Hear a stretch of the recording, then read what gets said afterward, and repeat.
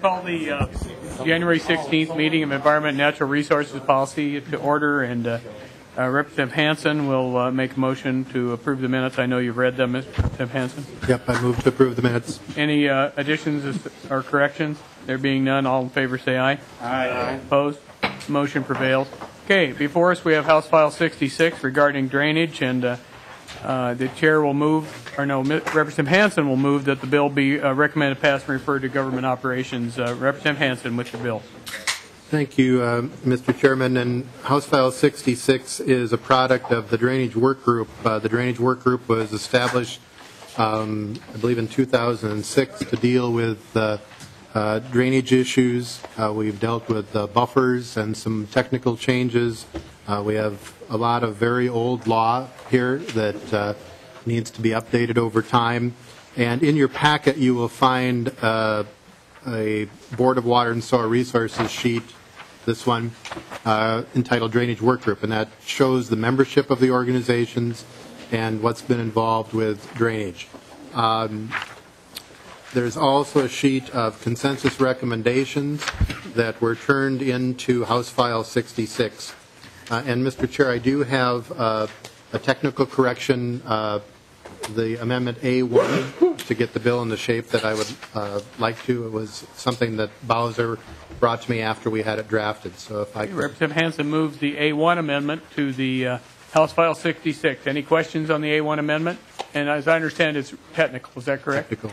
Okay, no questions. All in favor of the A1 amendment, say aye. Aye. Opposed? Motion prevailed. The amendment is adopted. Go ahead, Representative Hansen. Thank you, Mr. Chair. And I would ask Al Kane from the Board of Water and Soil Resources to come forward and walk through the, I know we have somewhat limited time, but to walk through the bill, unless people would like more history. Mr. Chair, or Representative Hansen, let's walk through the bill first. Okay. Mr. Kane. Mr. Kane. Mr. Chairman, members, my name is Al Kane. I serve as Chief Engineer for the Board of Water and Soil Resources and also serve as Facilitator for the Stakeholder Drainage Work Group. And in your packet, as Representative Hansen indicated, was a summary of all of the consensus recommendations this year. And I'd like to just point out that there's 4 primary recommendations within this packet. I didn't number the bullets there on that summary, but if you look at the 6th bullet is the primary one. That's to add a subdivision in Section 103E101 to address reestablishment of drainage system records where they've been lost, destroyed, or otherwise incomplete.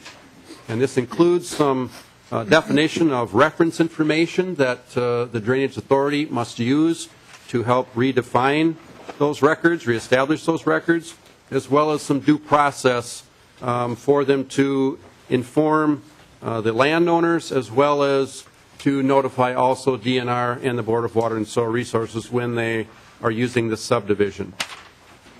And as part of that, then, there are some other pieces of sub-recommendations, if you will.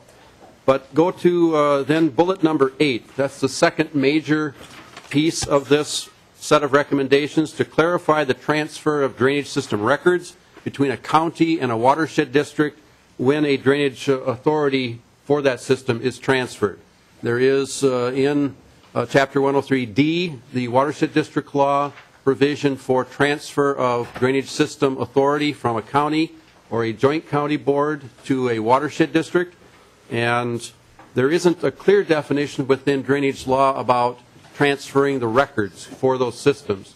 So the work group is proposing to provide more clear authority and process for drainage system records transfer.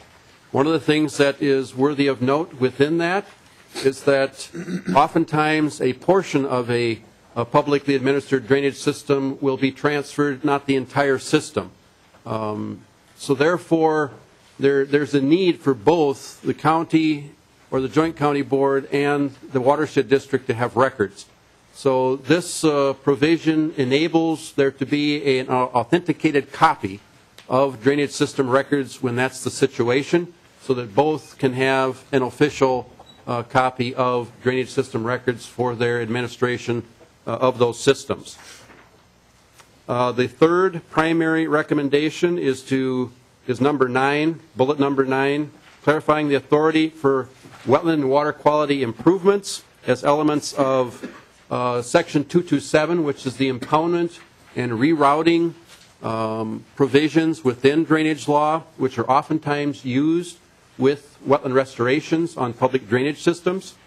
And the recommendation that we're adopting there, or recommending adopting, is one that was recommended in an LCCMR report by the Smith Partners that was trying to provide for some more clarity about drainage system authority regarding wetland and water quality improvement elements in both then that 227 impoundment section and also section 701, which is the repair section.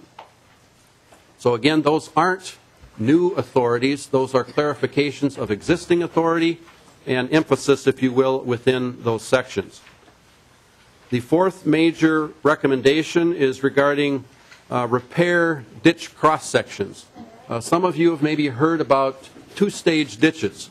It's one of the ways that we can have a drainage ditch have more surface area, more ability to denitrify drainage system waters, and also to have more aquatic habitat, if you will, in a low-flow channel. There hasn't been an ability for a drainage authority could clearly do that as part of a repair. Repair said that it does right now, it says that it must be brought back to the original condition or the improved condition within the proceedings of drainage law. This addition would enable then a drainage authority to use a two-stage or a multi-stage ditch cross-section for a repair. An example of that is where there has been a low-flow channel that nature has carved within the bottom of a trapezoidal ditch. And right now, again, if a landowner petitions for a repair, the drainage authority would be obliged to return that to a trapezoidal cross-section and remove that two-stage ditch, if you will. So this provision would enable the drainage authority to retain a two-stage ditch cross-section, which might mean that they might need to widen the upper portion of that ditch at the bench level, if you will. So this provision, along with then an associated provision within the definition of repair, where we're recommending changing the word condition to hydraulic capacity, would then enable the drainage authority to use a cross-section of equal hydraulic capacity but a different shape. So it's a way then to just provide for drainage system capacity but enable a two-stage ditch to be one way to do that as part of a repair. And that's something that the drainage work group believes is an improvement, if you will, or an enhancement of drainage law that makes sense today as we try to incorporate different ways of multi-purpose drainage management. And we then also are recommending some clarifications of definitions.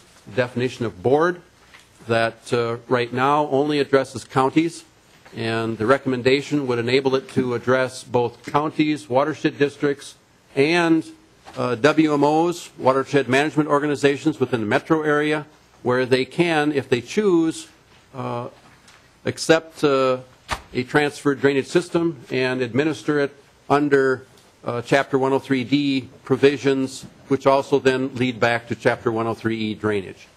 So this is a clarification to ensure that the definition of board involves all of those who can serve as a drainage authority.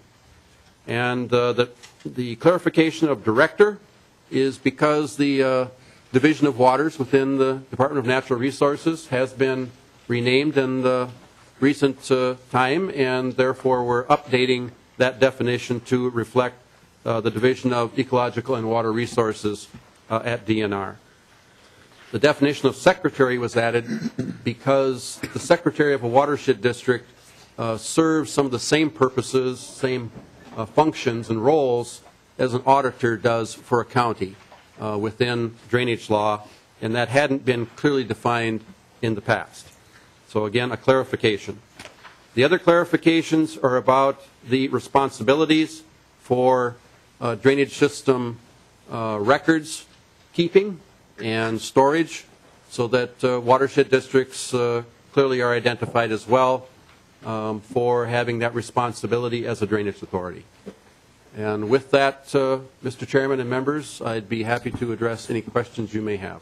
Thank you, Mr. Keene. Question? Anyone in the committee have a question? Representative Hansen, anything that you'd like to add right at this point? I would note that there are a number of members of the drainage work group that are in the audience. Maybe if they raise their hand, or just that show that there's a number of folks who participate in this who may be willing to offer comments if they, or the chair would so choose. All right. Thank you very much for your work and your service. And Mr. Peterson. Tom Peterson, are you coming down? Nope. I have you on this. No. Nope. Anyone want to testify for or against the bill? There being none. Mr. Speaker, if I could just ask one question. Just Green. clarification. Or Mr. Chair, excuse me. New hit this. On the only, maybe I know you covered it, but just to be clear on the last bullet point. Now, you mentioned that you'd be requiring more land when you widened out those ditches. Is that correct? Mr. Chairman, Representative, yes, that could be true. If, in fact, to provide the same hydraulic capacity it was necessary to widen, then it may require additional right-of-way. But keep in mind, too, that sometimes it may be that the existing two-stage cross-section has the same hydraulic capacity. If that low-flow channel is actually fairly good size, maybe deeper than even the original ditch was, it may be true that the existing two-stage has the same hydraulic capacity as the original ditch. So it depends. But yes, you're correct that it may be that in order to establish a two-stage ditch, the Drainage Authority would have to acquire additional right-of-way. Okay. Representative Green. Would then the landowner then have input into that, or would that just be a decision of the watershed? And the reason I ask is because I've dealt with a lot of watersheds, and a lot of times your landowners get walked over pretty good. Mr. Keene. Mr. Chairman and Representative, I'm not an expert of all of the process, but in fact, in a repair, I think there still has to be some communication with all of the landowners who are involved, because repair costs get assessed back to the entire system, and therefore I believe that there's due process for a landowner to have some say in that decision of how to move forward with that repair. Representative Green. Just one last question, and then so just to be clear, this amendment to this does not eliminate that right of the landowner. Is that correct?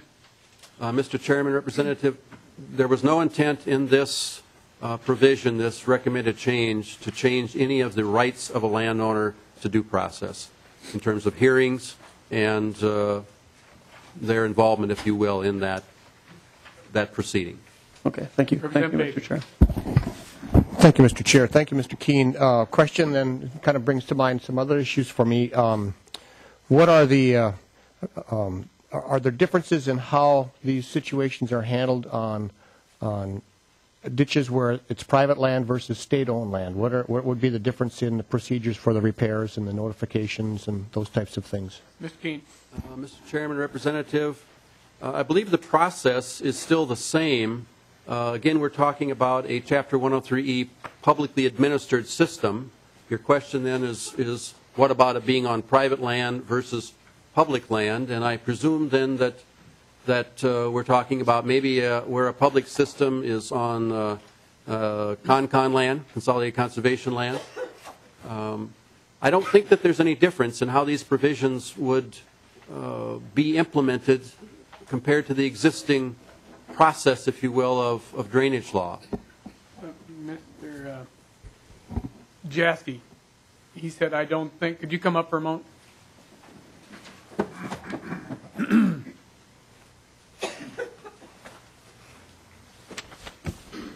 Could you help us out here if you can? He said, I don't think there are any differences. Are there any differences? Or should I be asking that of Mr. Meyer? Mr. Chairman and members, John Jaski, Director, Board of Water and Soil Resources. I think the question, Representative Vivian, was would this piece of legislation impact public lands versus private lands on a ditch system repair specifically? And the answer, I believe, would be no, because it's not changing the apportionment of who pays for what parts of projects. Is simply allowing certain types of practices, a two-stage ditch, as Mr. King described, to be one of the options. In the public notification, Mr. Jaski, would be the same. For example, if you had DNR land, you'd have to notify them of the change, and if you had private land, you'd have to notify them of the change. Mr. Chairman, members, yes, the procedures for notification and the due process that were described would not be changed by this bill. Representative Fabian. Thank you, Mr. Chair. So then, would there be, I don't want to get too far down in the weeds here, because obviously drainage and wetlands and so forth are a big issue in my part of the state. Would, hypothetically, the DNR have more power in this situation to delay or stop repairs to ditch systems as opposed to an individual? Where you get two agencies kind of butting heads? Mr. King.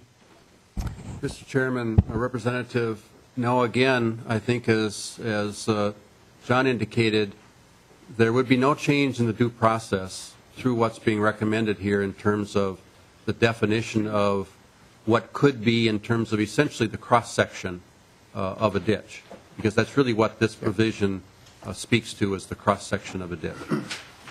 Okay, further questions? There being none, Representative Hansen renews his motion on House File 66 to be recommended to pass and referred to Government Operations Committee. All in favor, say aye. Aye. As amended. Thank you. Mr. Jaski, who's coming up with you?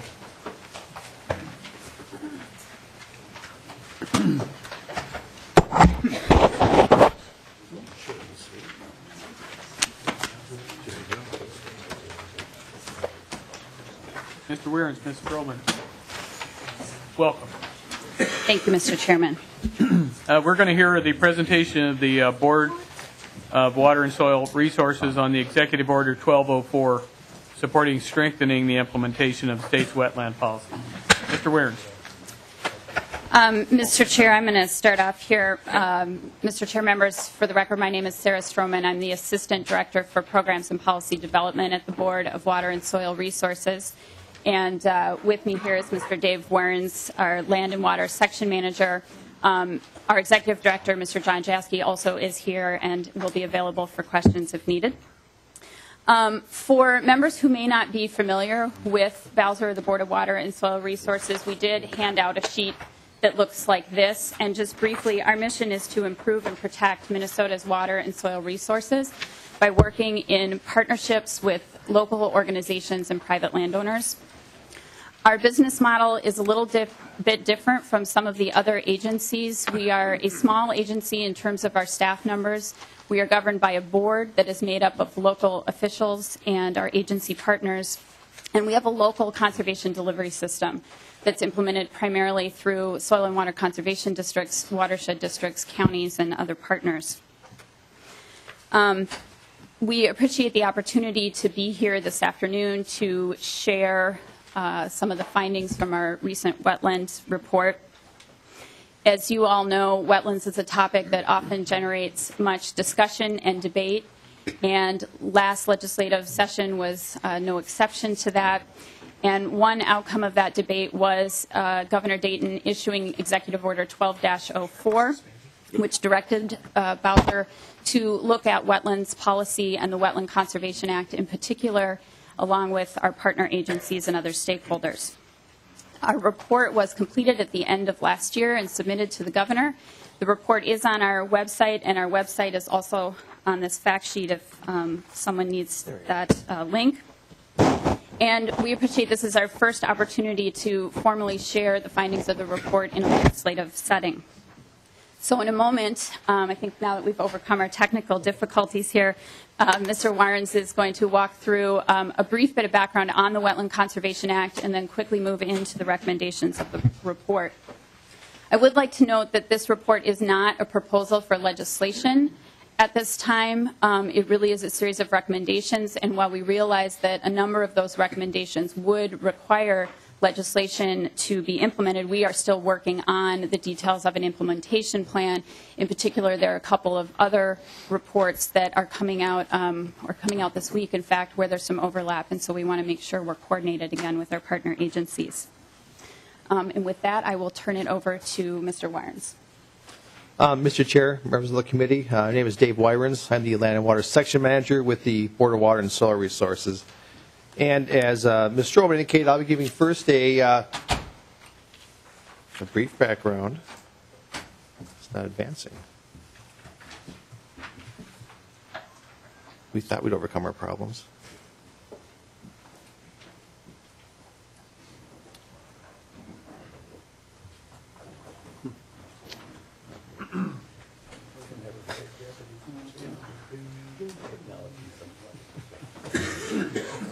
It's frozen. Well, it says it's running. Should be the arrows. They weren't doing anything, but it's running. Well, would you stay here and help me, would you? All right, Mr. Chair, I think we are now ready to go. I'm going to give a brief overview of some of the key concepts and implementation standards of the Wetland Conservation Act, and then go into some detail on the process and recommendations of the Executive Order 1204 that the Board of Water and Soil Resources did work on through the second half of 2012.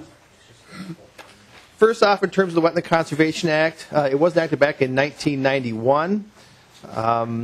As part of that, this was the first time the no net loss goal of wetlands really appeared in state statute. That was a key component of the law. Most land altering activities are regulated by the Wetland Conservation Act. And one thing that's been very true is the statute will have been amended quite frequently during the course of its 20 years of lifespan. In fact, I believe there's only been 1 year since 91 where there has not been statutory changes made to this law. So it's been a topic of frequent discussion at the Capitol, as I think as a matter of a lot of stakeholders and state government work to make the law fit the changing circumstances in the state of Minnesota. The purpose? To maintain and protect Minnesota wetlands and the benefits that they provide. That's a central purpose of it, of the law. And as we'll talk, we'll get into a little more detail kind of how that in fact happens. And as you look here, there's a key concept called sequencing that's a central part of any individual who's proposing a wetland altering activity that involves draining, excavating, or filling of wetlands. And they go through a process where, as part of their project design, they will first attempt to avoid the impact. Second, they'll attempt to minimize the impact where they can't avoid it completely. And then, where impacts are still inevitable as part of the project, then they are required to go through a replacement process where they will either develop replacement wetlands on property nearby, or they have an opportunity of purchasing credits from the wetland bank that the board also administers as another alternative way of ensuring that the wetland benefits are maintained as part of the project. The Wetland Conservation Act identifies a series of benefits of wetlands and purposes for why it's important to protect wetlands. And these benefits are built into how the law is structured in terms of going through that sequencing process, but also looking at how replacement wetlands are sited and developed throughout the state. And these benefits, I think they're all pretty straightforward. They deal with wetland quality, floodwater and stormwater retention, public recreation and education, commercial uses, habitat, and low flow augmentation are all enumerated benefits of wetlands that are central to the purposes the law and the program are intended to accomplish. Now, how the program is implemented, it is a multi-agency initiative to make the law work. It starts off with local government units throughout the state, counties, cities, soil and water conservation districts, watershed districts, townships. There are over 300 local governments throughout the state that implement the program. The role of the Board of Water and Soil Resources are we administer the program, we oversee the rule, we support the legislature in debates that you may have. We also oversee an appeals process where individuals have the ability to appeal a decision of a local government to ensure that it conforms to the requirements of the program in terms of avoidance, minimization, replacement, and on down the line. An important part of our job is overseeing and ensuring the capability of local governments to implement the program according to the rule, according to the standards that are set up. And one of the key portions of the program where Bowser interacts directly with local governments are through technical evaluation panels. And these are really a very key component of the program, where a technical professional employee of the Sotomayor Conservation District and of the local government, along with board staff, work together to review applications for impacts and to make recommendations to the governing body of the local unit of government. These technical bodies are really very essential to ensuring that the standards of the rule are met and ensuring that the environment is protected as part of the program. And enforcement, of course, is always an important element of any regulatory program. DNR, through their conservation officers, do the principal enforcement through the issuing of cease and desist orders and restoration orders. However, local law enforcement are also empowered to enforce the law, but again, the principal enforcement is done through DNR conservation officers that are stationed throughout the state. Wetland replacement ratios are a key topic of conversation that comes up a lot during the debate and implementation of the Conservation Act. As you see here on this map, one of the key things that the law does do is it does respect the geographic differences across the state in the extent and type of wetlands throughout the state. The reason why there's a lower, and what these numbers mean, are for every acre of impact, an acre or 2 acres, as the case might be, are required to be developed for replacement of the impact. The reason why the ratio is 1-to-1 in northeast Minnesota is there's a far higher extent of wetlands that are existing. A key standard that we use in the law are the extent of pre-settlement wetlands that are remaining within the state. And in the green area of the state, over 80% of the pre-settlement wetlands are remaining. In the 2-to-1 parts of the state, as you see there in yellow, it says less than 80% are in fact remaining. So the idea is to acknowledge some of the historical changes that have occurred in the landscape over time in the state of Minnesota. Wetland banking, as I mentioned, is a very important and key component of the Wetland Conservation Act, and has become increasingly important in providing quality wetland replacement for authorized wetland impacts under the program. It's as it sounds. It's a private entrepreneurial program where private landowners will restore wetlands on their property, and they will in turn make those restored wetlands as credits available to other people who need those replacement wetlands to enable their projects to go forward. Bowser oversees those transactions, but they are strictly a private transaction that happens between a private landowner and the proposer of a project. Bowser does in fact manage the largest wetland banking program in the country. You see with nearly 4,000 currently available credits in the bank throughout the state. A component of the banking program is the Local Road Wetland Replacement Program. And this was an initiative created back in 1996 that requires the state of Minnesota, through Bowser, to provide wetland replacement for most local road projects. And we, as you surely will recall, is every couple of years we come ask for some bond funds to help pay for these needs, to make sure that we have the credits to support local road projects, ensure that they can go forward. The mitigation and the wetland credits that we generate through this program, they provide the necessary credits for Wetland Conservation Act compliance, as well as Clean Water Act compliance and other state programs as well. So it covers all the replacement needs, typically for most road projects. And over the past 6 or 7 years, we've engaged in a cooperative measure with the Department of Transportation to jointly manage the wetland needs for really all public road authorities across the state. And we've seen this as providing some real efficiencies and benefits, not only to the state of Minnesota through MnDOT, but also through local governments and the work that we in fact do. Now we move on to Executive Order 1204 and provide a little background to the process and some discussion of the recommendations that we have developed through the course of this particular process. As I'm sure you know, the Executive Order was issued on May 3rd of 2012, which closely followed upon some debates that occurred last session during the legislature on a series of wetland issues. What the order, in fact, provides for is it does affirm the public benefits of wetlands. It reaffirms the no net loss policy that, of course, is in statute and is a central component of the Wetland Conservation Act. It asks for recommendations to improve state wetland policies, and it assigns Bowser as a lead agency, but to work with our state agency partners of DNR, Department of Agriculture, Department of Transportation, and the Pollution Control Agency. The goals and purpose of the order are to make recommendations for legislative and administrative action, as we'll talk about, and as we're working, even as we speak, is to identify which of those require legislative action and which can be done outside of coming to legislature for decisions. We are required to work with stakeholders to define areas where changes can be the most effective. One of the key components that we really always undertake at the board when it comes to entering into wetland policy discussions are making sure that we're talking to and working with all the stakeholders who have an interest in wetland policy. And we had over 40 organizations that we were working with and communicating with directly as part of this process. And many of them are in this room today as well, listening to this presentation this afternoon. And a key point was to work through issues systematically so that any changes are coordinated. As Ms. Strauman had indicated, there are several other studies that are covering some of the same territory we are in this report.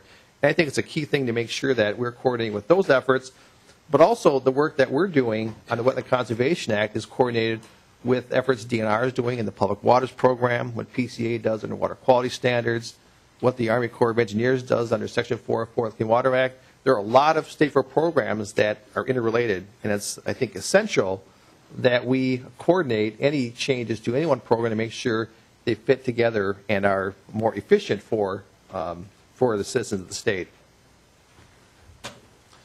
The charge to address, there were a series of specific issues identified within the order.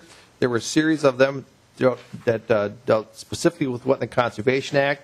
The first one talks about the de minimis exemption, which is a portion of law that allows small amounts of impact to happen without replacement in certain parts of the state. The second one looked at pre-settlement wetland zones, and you see the map there, which identifies the 3 zones that are included within state law. One of the challenges that Bowser and local governments and project applicants face is the complicated geography of the Wetland Conservation Act. And then one of those are the pre-settlement zones. And are there ways to improve the efficiency of the program and the understandability of it as well, which is, I think, a very important component. Consistency was a topic of really a lot of conversation throughout the course of the process. And that gets down to how decisions are made both within programs as well as between programs. There was a lot of conversation around the state on that. And the targeting mitigation. One of the key requirements of the Wetland Conservation Act, or one of the foundational elements, are that replacement wetlands should be located as close to an impact site as possible to help preserve the wetland benefits that the wetlands in fact provide. There's a lot of discussion of being more flexible in how that is defined, and we'll be looking into how that can in fact be accomplishing while still maintaining our important wetland goals that we have in the state of Minnesota. And interagency coordination is again indicated. It came up a couple of times in the order and as a central issue of what the work we're doing. The last one is separated out a little bit because it doesn't directly deal with regulation. There was a component talking about how to be more strategic in use of wetland restoration funds. And we're talking more on the conservation, non-regulatory side there as well. And we did get some recommendations there of work that we'll be taking to our staff at Bowser, who work with the Reinvest Minnesota program, as well as our other partners, both in state, federal government, as well as in the nonprofit sector that all work in that same area. The process we in fact used, again, we had 42 stakeholder groups that we worked with through the course of the process. We held a series of 11 meetings and 3 different types of meetings. We tried to make sure we had different ways of talking to people and to gain their input to identify not only problems, but also solutions. I think it's essential that if you want to hear people complain, it's easy to set a meeting up, but it's hard to get them to think about solutions. How do you fix your problem? We want to hear those. We have our ideas, but we know they aren't the only ideas, and we want to be sure that we are incorporating those in our process. And if you have a chance to read the report, you'll see that we did work through to try and capture and summarize not only the comments, but also the solutions. And in fact, on our website, if you're truly interested, we have many pages of comments that we have summarized and maintained, both in our meetings we held around the state, as well as folks who had submitted comments individually. We thought it important to identify and maintain those comments that we expect to use as we go forward in working further on the recommendations that are here. I'll only point out that we did not have a lot of time to work on this, but we thought it essential to make sure we aren't just meeting in the Twin Cities area, and we did work to get some regional meetings built in there. So we're talking to folks, in the southern, more agricultural areas, as well as northern Minnesota that have a lot of wetlands and different kinds of issues than you'll see in the southern part of the state. There are two key principles that we worked very hard to adhere to in the development of recommendations. Is that there should be no reduction in the level of protection to wetlands. We think it's important to try to maintain that line as we look at how do we make the program work better and more efficiently. And we also it's important to be more efficient in the regulatory programs. One of the things that we're seeing that as the science improves in environmental management, the programs become more complicated, which means we need to be, I think, more efficient in how we develop the programs and how we protect the environment, and also how we work with landowners. One thing that is a significant issue for a lot of landowners or project proposers are inefficiencies of multiple approvals and long time delays. And that came up repeatedly through the course of the process of those issues that we need to look into as part of our responsibility in overseeing the Wetland Conservation Act and work with our partner agencies on the work we're doing. The recommendations were laid out in a series of 8 different categories. And we won't talk about all of those, just we hit some highlights after this of the recommendations. The first one does talk about the de minimis exemption. Again, as I indicated, it allows certain amounts of small impacts to occur without replacement. It's been a topic of considerable debate since 1991, and that continues.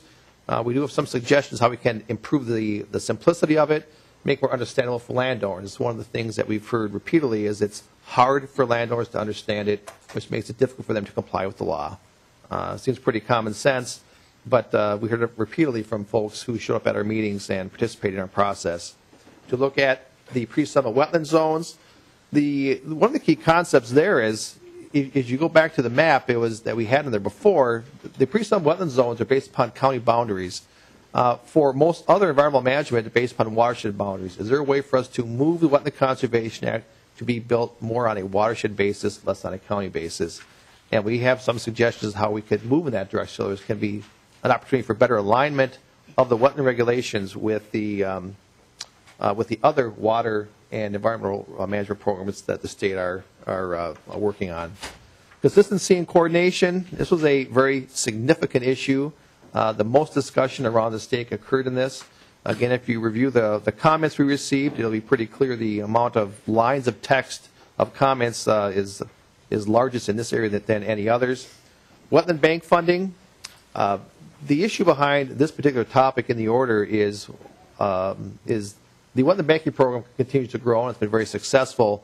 But to ensure that the board has the financial capability to support this program long term, because keep in mind, once that area is in a wetland bank, there is a perpetual easement owned by the state into perpetuity. And we have responsibility to oversee those and make sure the wetlands are maintained into perpetuity as well. So we need to take a look at that and make sure that we have the capacity to do that into the future. As I mentioned, the targeting and mitigation was a key issue. Again, looking at how can we ensure that we're maximizing the benefits of wetland replacement wetlands throughout the state. And sometimes the closest is best is not always what's in the public's best interest. And I think there's some discussion in the report of how we might, in fact, approach that particular issue. Strategic wetland restoration, again, as I mentioned, dealing with non-regulatory wetland restorations. And there are 2 issues that came up that were not enumerated in the executive order, but throughout the course of our process came up that we felt we needed to make some statement on. The first one deals with no net loss. And as I indicated earlier, that's a foundational policy element of the Wetland Conservation Act, and it served us pretty well to kind of lay out what we're trying to achieve. However, it became, I think, fairly clear during the course of the process that no net loss means different things to different people. And the current statute doesn't completely give us all the answers on how to define it very, very clearly. And we've identified a few ways that we can help improve some of the clarity. Because from my perspective, what I would say is that I'd much rather look at ways to make the no net loss work better and less debating about what it in fact is. And I think that's kind of one of the goals of trying to clarify what no net loss means. And even though the executive order does not directly mention agricultural drainage, it came up nonetheless during the course of our process, and we do make a few recommendations to try and deal with some of those concerns that came up in that particular issue. Now I'll get into a few of the highlights of the recommendations. And the one thing I'll say is that if you have seen the report, they're fairly high-level recommendations. We do not have the time available to go into a tremendous amount of depth, but we certainly identified some key areas that we need to target in on and work more closely with our regulatory program partners to make not only our program work better, but also to help their programs work better as well. And we think there are opportunities to reduce the overlap between Clean Water Act Section 404 approvals and the Wetland Conservation Act. One thing that happens very commonly out there is a single project will require approvals under both the Wetland Conservation Act and under Section 404. And that adds cost and delays to project proposers, and the environment may not necessarily benefit either way as far as that goes. We think there are ways to reduce that overlap while still ensuring the environment is in fact protected.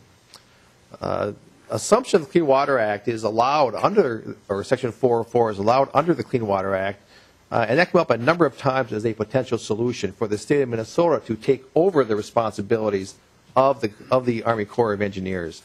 And there's a recommendation that we should evaluate that and to identify if that's an appropriate change to go forward with or not. And there are a series of specific changes that we think are possible to improve our coordination between the Clean Water Act and the work of the Army Corps of Engineers and through the Wetland Conservation Act.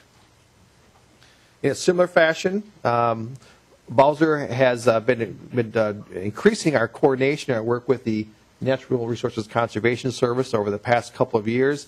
And those efforts have had some real benefits out there in terms of work with landowners, with farmers, as well as local governments and the work they in fact do, and ensuring that we do understand better the connections between the Wetland Conservation Act and the conservation provisions of the Farm Bill, swamp specifically we're talking about. And we started looking at, and one of the key things we heard repeatedly is there still does tend to be some confusion on the countryside on which programs applies when out there on a given farm field. And we think there's work we can do both with NRCS and through our own efforts with local governments to improve that communication so that landowners truly know what they can and can't do under either program.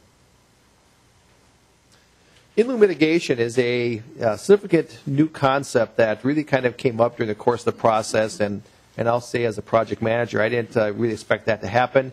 It really is, it is a form of wetland banking where instead of an individual who is proposing a project going to a wetland banker or doing their own wetland replacement, they would make a cash payment to some entity that would use those funds to turn around and then restore wetlands that would usually offset those.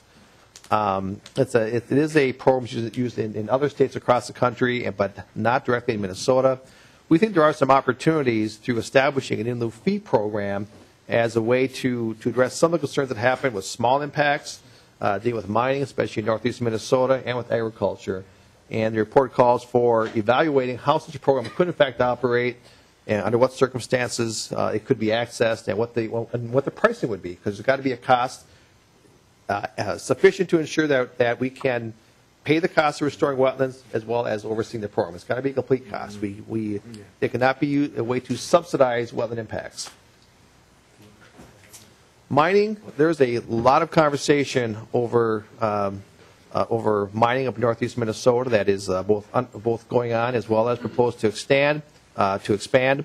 One of the key recommendations is that DNR has agreed to convene a group of stakeholders to work on recommendations. And the key issues that came up from a number of interests are looking at the ability of local governments to input into how wetland mitigation happens for mining projects, as well as how the off-site wetland replacement in fact occurs and the quality of that replacement.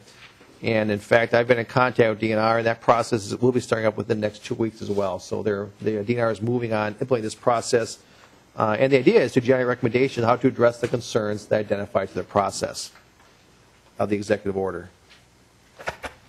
There are a number of what we're referring to as field-level efficiencies, ways to make the program work better, be more understandable. and to make sure that we are protecting the environment as well across the state. As we had mentioned earlier, there are some ideas to simplify the de minimis exemption. We know our local governments that do a tremendous job throughout the state, but one of the things that we do know is that every part of the state is a bit different, and we think it's appropriate to identify some reasonable flexibility for local governments to fit the regulations to their circumstances and to their needs. Increased funding to local governments. It came up in, again, a number of settings and different interests, identifying the need that the state of Minnesota expects local governments to completely implement the program according to rule and law. We do provide funding for those efforts, but I think in the estimation of a lot of the folks that are part of the process is that increased funding can help improve the work local governments do in implementing the program.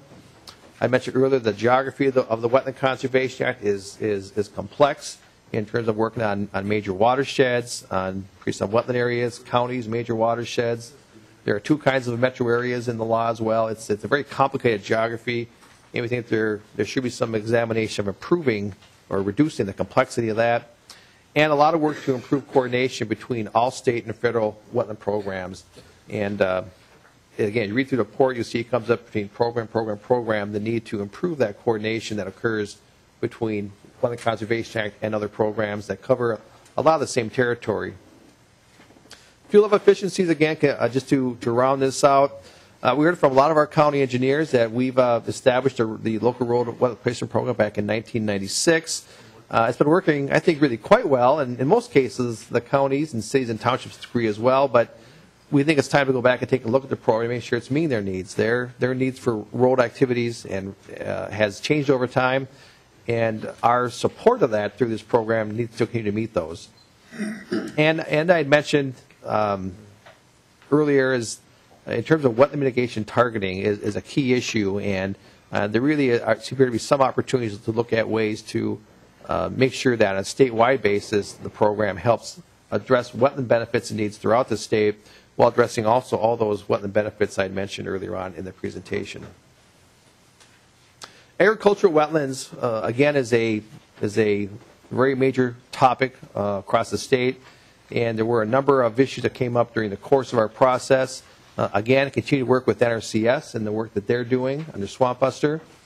One of the key things that comes up is that the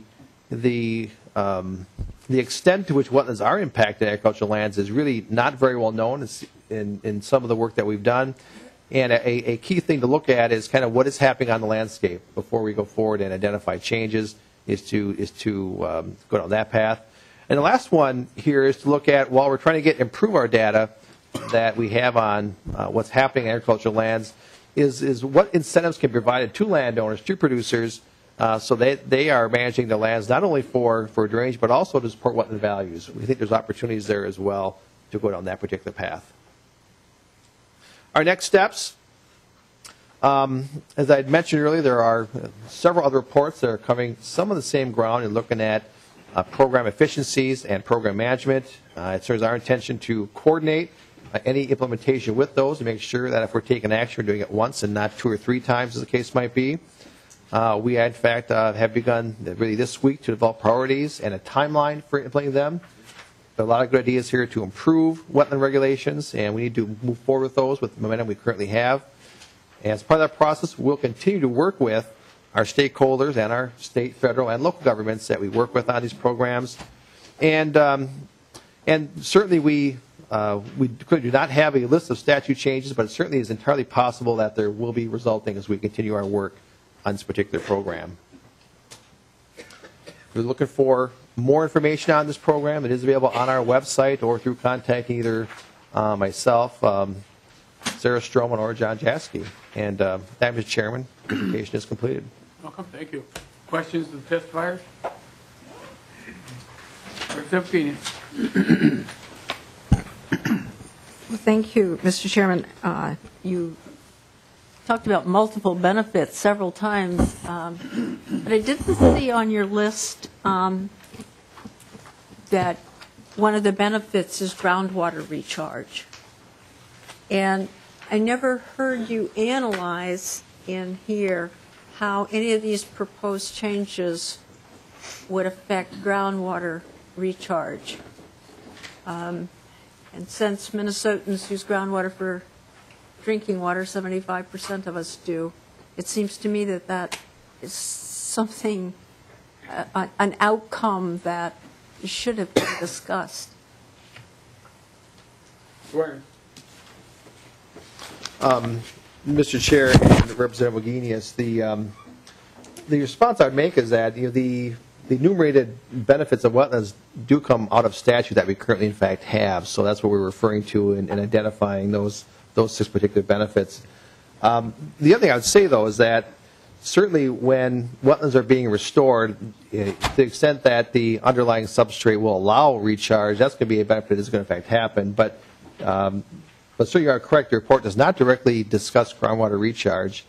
The final thing I'd say about that is that as you go forward with this, certainly be mindful of that as an additional benefit that we could in fact incorporate as we're going forward. But that was not a topic that came up during the course of our conversation with folks.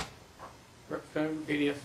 Thank you, Mr. Chairman. Well, since we're having stress on a number of wells in Minnesota, it seems to me if you take away a wetland that is next to one of those wells in distress, then that well owner may have to dig a deeper well. And so not to analyze this is well, we just have to do it. You said that your benefits came out of statute. Did you list all the benefits that were in statute? Mr. Chair and Representative Wagenius, I believe I have. Representative Wagenius. I think we need to recheck. I think we're missing some. Carbon, maybe? I thought that was in there. Further questions? Representative Hansen. Thank you, Mr. Chair. Mr. Wyrens, I was listening, and I think I provided some comments during the draft comment that didn't get incorporated, but looking at the stakeholders, were any of the stakeholders scientists from the University of Minnesota or any other equivalent land-grant institution who were neutral soil scientists or hydrologists or water quality experts? Mr. Chair and Representative Hansen, certainly some of the comments, in fact, were, although we did not check the credentials of folks who provided comments as part of the process. Did you seek any, in the stakeholder process, did you have invites or invite people from the various colleges, universities, or sections of the University of Minnesota to participate? Mr. Chair and Representative Hansen, the process that the folks that we had contacted with included stakeholder organizations, agriculture, business, environment conservation, local government, and some other organizations as well. But there was no direct contact made with the University of Minnesota as part of this particular process. Sure. So the stakeholders or special interests all have a stake. They have an interest in the outcome without having, and I understand this wasn't designed to have public input, it was to get stakeholder input, but we had a presentation yesterday in the Finance Committee from the university system trying to give us scientific input, non-biased, or trying to use the best available information we have to shape our opinions, rather than just the opinions of people who have an interest or an interest in the outcome of the report. So I think it's discouraging that we don't have outreach to the scientific community, and I understand there are stakeholders that have scientific background, but you didn't list the names of the stakeholders. You listed what they cover. We don't know how many of them are on the clock when they're coming to the meetings, who they're representing when they come there. And I know many of them are in the audience, but this has been the process for the last 20 years of get the interest in and see what they do, and let's divide the pie, rather than relating on what the science tells us we should go. So we pay for our universities, we pay for our higher education institutions, but we don't ask them to the table. So I would be interested, before we move further, or if the DNR is having their stakeholder process, that they actually involve scientists who don't have a stake in the process to provide their input. So when we get decision-making options placed in front of us, they have some balance. Representative Purcell. Thank you, Mr. Chair.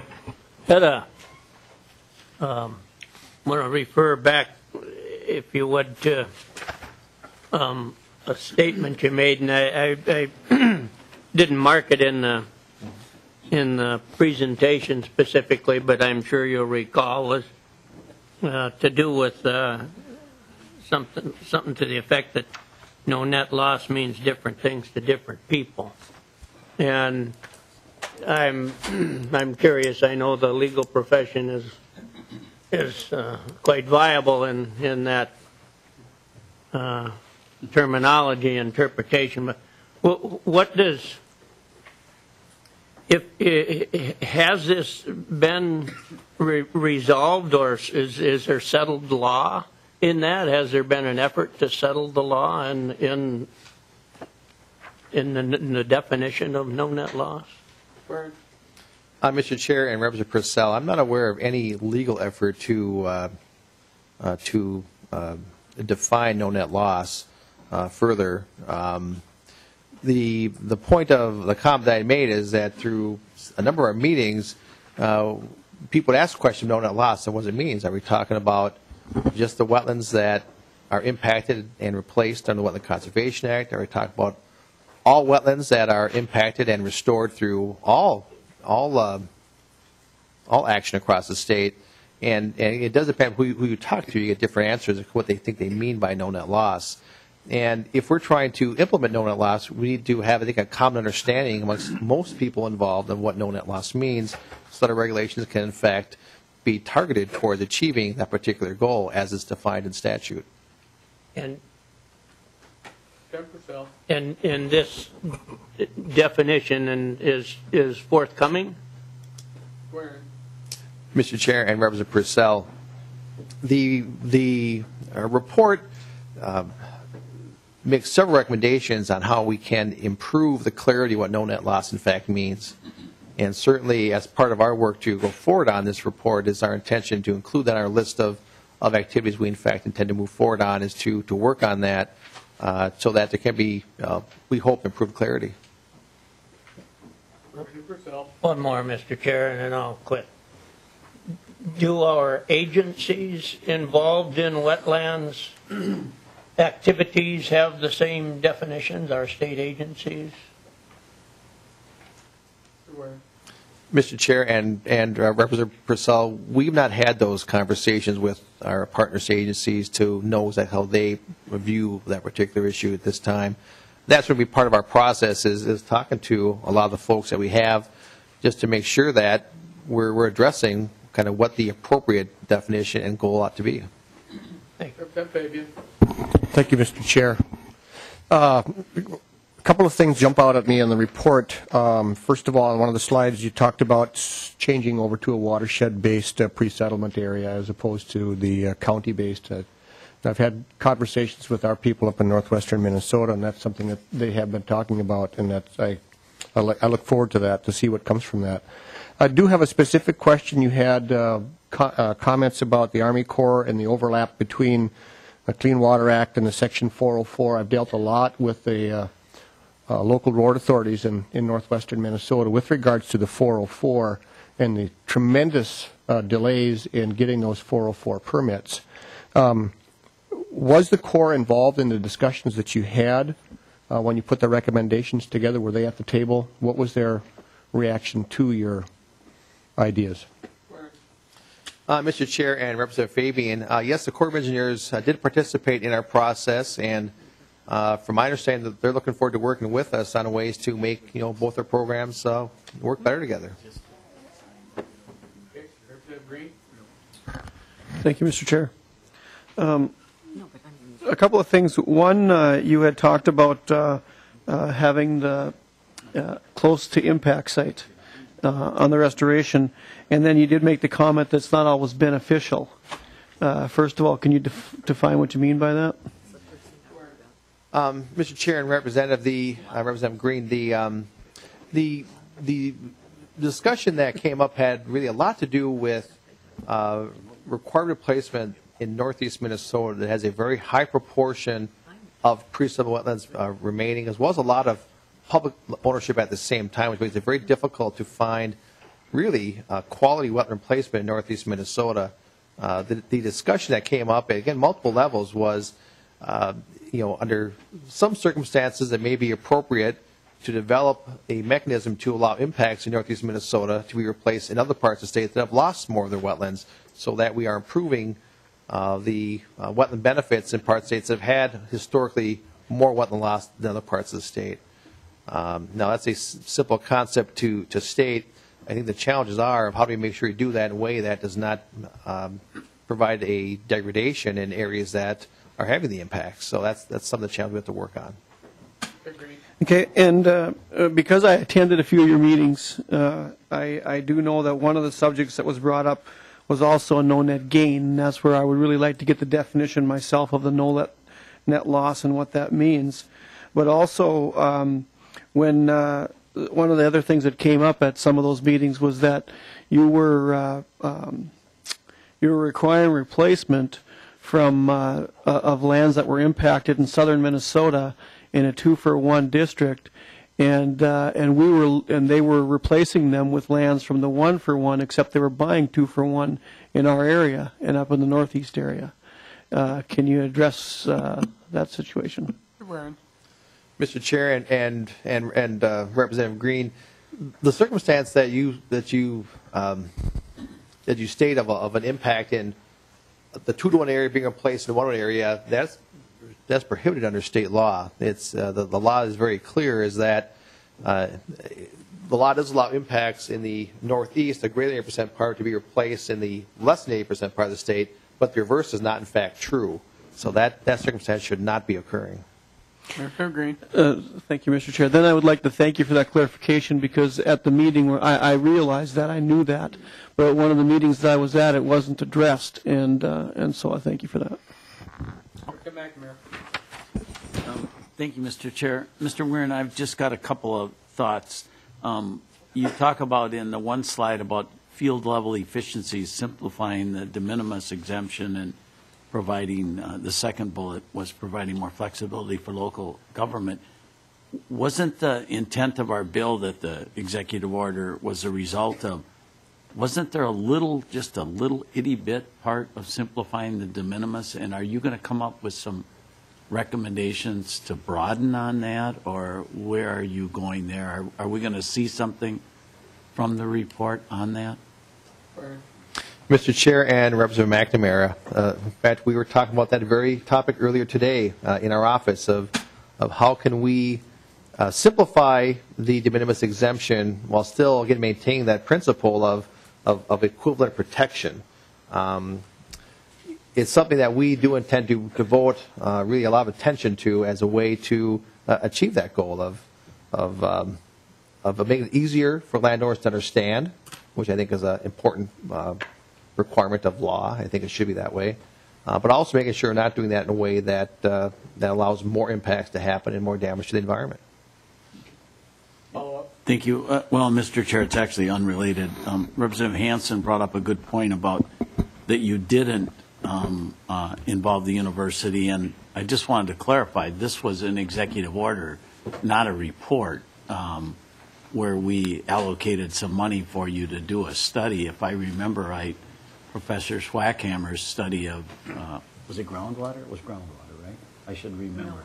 No, what was it? It was $750,000 of LCCMR money, if I remember. I thought it was groundwater, but no, it was all water. What was it? All water.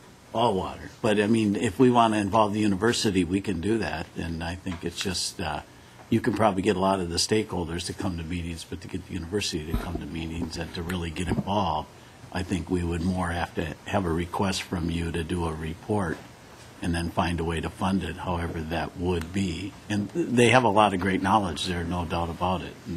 But this was not something that you had to squeeze this out of your ever-expanding budget, which I'm saying tongue-in-cheek. So I think we should put that into perspective anyway. Representative Yaruso. Thank you, Mr. Chair. It seems that if you move toward defining them on the basis of a watershed area, that gives you an opportunity to define the no net loss concretely in terms of floodwater retention, stormwater retention, groundwater recharge, to follow up on Representative Wagenius, and other benefits that are listed that could be concretely defined in an area like that more easily than they could on a countywide basis. Thank you. Anyone else at the table? How about Representative Baby? Thank you. Just one more point, Mr. Chair. Thank you. On one of your last slides, you talked also about working with the local road authorities to improve the Bowser government road wetland replacement programs. I've heard lots and lots and lots of concerns from our county engineers in northwest Minnesota about, there again, the costs involved in the mitigation because we're in a 2-for-1 area. Again, I want to thank Bowser for trying to do something with this, but I think we need to go even further depending upon what we may need to go even further depending upon what the recommendations might be. Thank you. Okay, Mr. Jaski, did you have any comments? No, you're good. How about anyone in the audience like to testify regarding the executive order and the findings? Mr. Meyer, you look like you were leaping down the stairs. Okay. So no one else, no other questions. I believe that gets us to the end of our business, and thank you very much, and we'll adjourn the meeting. Thank you. Meeting adjourned. Thank you.